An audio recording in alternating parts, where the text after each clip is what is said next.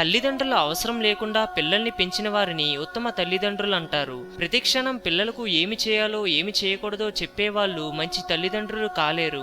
మంచి చెడు సరిగ్గా తెలుసుకునే జ్ఞానం అందించడం మంచి తల్లిదండ్రుల లక్షణం. మనం మొక్కలు పెంచేటప్పుడు ఆ మొక్కలు పెరగడానికి అవసరమైన నీరు, ఎరువులు వంటివి సమకూరుస్తాం. కానీ ఆ చెట్టు అలా ఎదుగు ఎలా ఎదుగు అని ప్రతిక్షణం చెప్పం కదా. అలాగే పిల్లలకు అవసరమైన వాతావరణం కల్పించగలిగితే చాలు.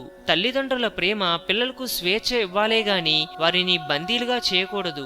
తల్లిదండ్రులు తాము సాధించలేకపోయిన వాటిని పిల్లల ద్వారా సాధించుకోవాలనే ఆలోచన పెంచుకొని వారి మీద ఒత్తిడి పెంచుతున్నారు. అటువంటి వారు మంచి తల్లిదండ్రులు కాలేరు. పిల్లలు ఉత్తమంగా ఎదిగేలా వాతావరణం కల్పించేలా చేసేవారే మంచి తల్లిదండ్రులు. హిందూయిజం గురించి మరెన్నో గొప్ప గొప్ప విషయాలను తెలుసుకోవడం కోసం మా ఛానల్ని సబ్స్క్రైబ్ చేయండి. ఈ వీడియో మీకు నచ్చినట్లయితే లైక్ చేయండి, షేర్ చేయండి.